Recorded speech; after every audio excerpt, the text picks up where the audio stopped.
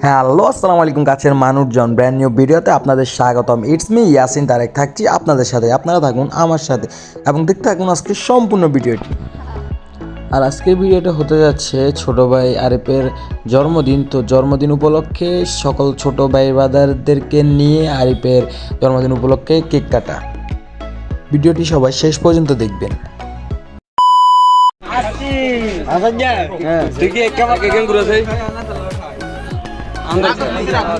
আরে আরে